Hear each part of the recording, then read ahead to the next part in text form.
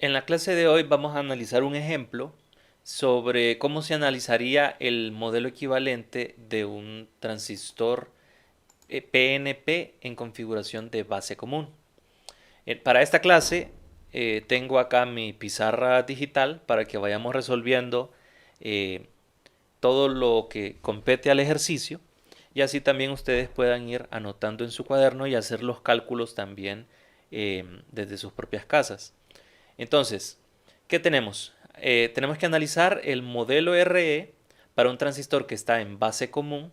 Entonces, inicialmente tenemos que tener bien claro cómo es el transistor en base común. Recordemos que se había dicho que lo ideal es manejar un transistor PNP cuando se trabaja en base común por el sentido de las corrientes. Entonces, la corriente del emisor ingresaría al transistor. Este sería nuestro terminal de emisor. Aquí está la base que compete estos dos terminales y aquí el colector. Entonces tenemos que convertir esto a su modelo equivalente. Recordemos en la clase anterior que en la entrada colocamos un diodo que es el que representaría la conexión entre el emisor y la base. Esto no cambia, este siempre sigue siendo el emisor y esta sigue siendo la base. Solo que en la entrada tenemos un diodo que representaría esa conexión. Y a la salida lo representamos con una fuente de corriente dependiente cuyo sentido de corriente es hacia afuera. Esta corriente sería entonces la corriente del colector y la definimos en términos de la corriente de entrada, que sería la que ingresaría al emisor, y utilizando el parámetro alfa, sería alfa por la corriente del emisor. En las direcciones serían, en este caso, la corriente del emisor ingresaría al dispositivo, que es lo que nos indica el diodo y nos indica el símbolo del transistor, y la corriente del colector que iría en salida, que también su dirección nos le indica la fuente de corriente dependiente. Entonces, estas serían las referencias de nuestro modelo equivalente. También vamos a tener los voltajes, tanto de entrada como de salida. Entonces, tendríamos esta polaridad y aquí tendríamos el voltaje de entrada. Y acá tendríamos entonces nosotros nuestro voltaje de salida en los terminales de colector y base. Además, si se fijan en los datos, nos están dando ya el parámetro de la señal de entrada, es decir, el voltaje de entrada ya se nos está diciendo que tiene una magnitud de 10 milivoltios. Este es un dato con el que ya se cuenta. Se nos da la corriente de emisor, pero no la corriente de emisor que tengo yo aquí anotada, sino la corriente de emisor en DC. Recordemos que esa corriente en DC se utiliza para calcular el valor de resistencia del diodo de la entrada. Y teniendo la resistencia de ese diodo, pues tenemos la impedancia en la entrada, que es el tercer parámetro en la entrada que nosotros necesitamos. Y ese se determina con esta corriente de emisor en DC. Tenemos el valor de alfa, que según lo tengo aquí anotado, nos va a servir para determinar la corriente de colector. Y se nos indica que hay una resistencia de carga conectada a nuestro circuito. Entonces, aquí en el terminal de colector vendría conectada la resistencia de carga RL. Y ese valor ya se nos está dando, que es de 1.2 kiloohmios. Esos serían básicamente los datos del circuito que vamos a analizar. Vamos a arrancar con el dato que es más fácil de determinar en este caso, que sería la impedancia de entrada. Sabemos que la impedancia de entrada es igual a la resistencia RE con la que cuenta internamente este diodo al funcionar. Y sabemos también que para determinar esa resistencia RE utilizamos la ecuación de 26 milivoltios, que ya es un parámetro establecido para los diodos, dividido entre la corriente de emisor en DC. Entonces básicamente dividimos esos 26 milivoltios entre el dato que se nos proporcionó aquí arriba, que sería de 0.5 miliamperios. Y al realizar esa operación encontramos entonces que la resistencia RE y a su vez la impedancia de entrada tiene un valor único de 52 ohmios. Así de sencillo, determinamos nosotros cuál es el valor de resistencia que hay en las terminales de entrada. Teniendo el valor de impedancia de entrada y recordando que el voltaje de entrada ya es un dato establecido, Entonces podemos utilizar la ley de Ohm para encontrar la corriente de entrada, que sería igual a la corriente del emisor. Entonces básicamente la corriente de entrada va a ser igual por ley de Ohm a voltaje de entrada dividido entre la impedancia. El voltaje de entrada se nos dice que es de 10 milivoltios y lo dividimos entre la impedancia que acabamos de encontrar y ese resultado nos da entonces 0.1923 miliamperios. Sin embargo, no es lo mejor representarlo con tantos decimales, entonces lo podemos convertir a 192.3 microamperios. Esto nos indica que la corriente de entrada es un valor bastante bajo y es mucho más bajo en comparación a su parámetro en DC. Hay que tener bien claro que aquí esta corriente de entrada es también la corriente del emisor, porque ambas ingresan por el mismo terminal y tienen la misma dirección. Pero esta corriente de emisor que acabamos de encontrar acá es la corriente de emisor en AC. Y el dato que se nos proporcionó al inicio es la corriente de emisor en DC, que no deben tener relación un valor con el otro. Y en este caso podemos observar que son muy diferentes. Ahora, como tenemos la corriente en la entrada, que es la misma corriente de emisor, podemos fácilmente determinar la corriente en la salida que se relaciona a la corriente del colector. Aquí hay que aclarar algo. Nosotros podemos observar acá en el diagrama que la corriente del colector tiene un sentido que va hacia afuera del modelo equivalente para ingresar a la resistencia de carga. Pero la corriente de salida, por referencia, se ha manejado que va ingresando al circuito. Es decir, que tendría esta dirección y esta sería la corriente de salida. ¿Cuál es la diferencia entonces o que hay que tener en cuenta? Que la corriente de colector va a ser igual a la corriente de salida en cuanto a magnitud, porque si se fijan, tienen el mismo trayecto, es la misma corriente, la misma magnitud, pero la dirección es opuesta. Entonces la corriente de salida va a ser negativa con respecto a la corriente de colector, pero la magnitud es la misma. Y esa es una ventaja porque la corriente del colector la podemos encontrar con la relación del parámetro alfa. Básicamente la corriente del colector va a ser igual a alfa multiplicado por la corriente del emisor. Y ese dato lo acabamos de calcular. Entonces tendríamos alfa, que según el dato que se nos dio es 0.98 multiplicado por 192.3 microamperios, que es la corriente del emisor. Y el resultado nos daría entonces 188.5 microamperios. Este es nuestra corriente de colector. Pero como mencioné anteriormente, la corriente del colector es opuesta a la corriente de salida, que es la que queremos encontrar. Entonces básicamente, deduciendo de aquí, podemos determinar que la corriente de salida va a ser igual a menos 188.5 microamperios, debido a la referencia que se toma para su dirección. Y este sería el valor de la corriente de salida que se conecta aquí en nuestro circuito. ¿Y qué podemos hacer nosotros con el valor de la corriente de salida? Pues lo primero sería determinar el valor del voltaje también en la salida. Pero alguien se preguntará, bueno, podemos utilizar la ley de Ohm para encontrar el voltaje, pero tenemos la corriente, pero nos faltaría la impedancia de salida. Entonces, ¿cómo la podemos encontrar? Utilizando la resistencia RL. ¿Por qué? Porque si se fijan, la corriente de salida circula a través de la resistencia RL. Y sí tenemos el valor de esa resistencia. Entonces, por ley de Ohm podemos encontrar el voltaje en la resistencia.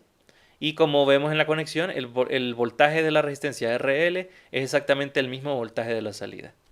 Entonces podemos aprovecharnos de eso para determinar el voltaje de salida, diciendo que va a ser igual a menos corriente de salida. ¿Y por qué le puse este menos? Por la referencia de la dirección de corriente. Si se fijan, el positivo del voltaje de salida está aquí arriba, entonces la corriente debería ingresar por ese positivo, pero en cambio sale de ese terminal. Entonces sería menos corriente de salida para que la referencia sea correcta, multiplicado por la resistencia RL. Entonces tendríamos aquí menos 188.5 microamperios multiplicado por la resistencia RL, que es el dato que se nos proporcionaba, que es de 1.2 kiloohmios. Y entonces ese resultado nos va a dar igual a menos 226.15 milivoltios. Este sería nuestro voltaje en la salida. ¿Qué podemos apreciar nosotros de esto? Anteriormente se nos daba el dato del voltaje de entrada, que era de 10 milivoltios. Y en la salida tenemos ahora menos 226 milivoltios. Naturalmente, el menos nos indica que la salida está invertida con respecto a la entrada. ¿Qué quiere decir eso? Cuando el voltaje de salida tiene polaridad diferente al voltaje de entrada, vamos a hacer aquí una pequeña representación. Quiere decir que si nosotros miramos la forma de onda de la entrada, si la asumimos senoidal, esta podría ser nuestra señal de entrada, cuyo valor máximo o pico es de 10 milivoltios. Ahora la salida, como es negativa, entonces va a ser opuesta a la entrada. Es decir que si esta inicia con un semiciclo positivo, la salida va a iniciar con un semiciclo negativo. Y si se fijan, la magnitud la hice más grande porque se nos amplificó. Ahora la magnitud es de 226 milivoltios. Es decir, es mucho más grande que la magnitud de la entrada. Pero el negativo nos indica que ahora está invertida en cuanto a su fase. Es decir, está desfasada 180 grados con respecto a la original. Pero eso no altera la forma de onda, sigue siendo una senoidal. Entonces, no hay que preocuparse si el resultado del voltaje de salida o la corriente de salida para este caso nos saliera negativo, porque lo único que nos indica es si está invertida o no la forma de onda, pero no la altera y no nos está haciendo creer que el resultado está equivocado. Ahora, como ya tenemos voltaje de salida calculado y también tenemos la corriente de salida que la habíamos calculado en pasos anteriores, podemos determinar la impedancia de la salida. Nuestra impedancia de salida, por ley de Ohm, va a ser el voltaje de salida entre la corriente de salida, que son datos que ya los tenemos. Sería menos 226.15 milivoltios dividido entre la corriente, que era la que teníamos acá, 188.5 microamperios. Bueno, vamos a dejar siempre el negativo para manejar siempre la referencia de la corriente. Es decir, para que nos vaya a salir positivo de acuerdo a la referencia que habíamos tomado originalmente. Entonces, los negativos se cancelan y el resultado entonces sería de 1.2 kiloohmios. Y podemos observar que coincide obviamente con el valor de la resistencia de carga. Es decir, en este caso, la resistencia de carga es la que nos va a definir el valor de impedancia de salida. Y por eso, obviamente, cambia el valor de corriente o el valor de voltaje dependiendo de los parámetros del circuito. Otro parámetro importante que podemos determinar con lo que hemos encontrado es la ganancia de voltaje. ¿Por qué? Porque la ganancia del voltaje es igual al voltaje de salida entre el voltaje de entrada, según la definición.